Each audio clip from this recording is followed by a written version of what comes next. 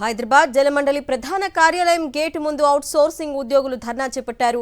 తమను అవుట్సోర్సింగ్ నుంచి daily wage లేబర్గా చేసేందుకు కుట్ర చేస్తున్నారంటూ ప్లకార్డులతో గేటు ముందు బైఠాయించి నిరసన వ్యక్తం చేశారు. జీవో 60 ప్రకారం తమకు ఉద్యోగ భద్రత కల్పించాలంటూ డిమాండ్ చేశారు అవుట్సోర్సింగ్ ఉద్యోగులు.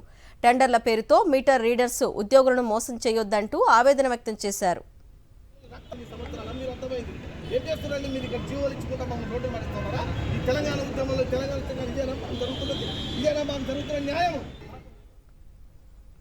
మేడ్చల్ జిల్లా మేడిపల్లిలో భర్త అశోక్ను హత్య చేసిన కేసులో భార్య పూర్ణిమను అరెస్టు చేశారు. ఈస్ట్ బృందావన్ కాలనీలో ప్లే స్కూల్ నడుపుతూ అశోక్, పూర్ణిమ జీవనం సాగిస్తున్నారు. 11 రోజుల క్రితం అశోక్ ప్లే స్కూల్లోనే అనుమానాస్పద స్థితిలో మృతి చెందాడు. కేసు నమోదు చేసి దర్యాప్తు చేపట్టిన పోలీసులు చివరికి భార్య భర్తను హత్య చేసినట్లు నిర్ధారించారు.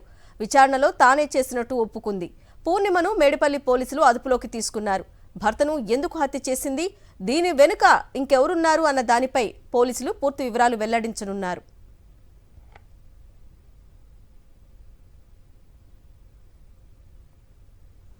కేసీఆర్ను ముఖ్యమంత్రిగా చూడాలనుకున్న ఓ అభిమాని శబరిమల అయ్యప్ప స్వామి సన్నిధిలో ప్రత్యేక పూజలు నిర్వహించారు. ఖమ్మం రూరల్ మండలం నాయుడుపేటకు చెందిన ఉదయ్ కుమార్తో పాటు మరికొందరు బీఆర్ఎస్ కార్యకర్తలు అయ్యప్ప మాల ధరించి శబరిమల యాత్రకు వెళ్లారు. ఈ సందర్భంగా మాజీ ముఖ్యమంత్రి కేసీఆర్, పాలేరు మాజీ ఎమ్మెల్యే కందాళ ఉపేందర్ రెడ్డి ఫ్లెక్సీలను శబరిమల తీసుకువెళ్లి ప్రత్యేక ప్రార్థనలు చేశారు. రాష్ట్ర ప్రజల సంక్షేమమే ధ్యేయంగా పనిచేసే కేసీఆర్ ప్రభుత్వం మళ్లీ రావాలని కోరుకుంటూ మొక్కులు చెల్లించుకున్నట్లు తెలిపారు.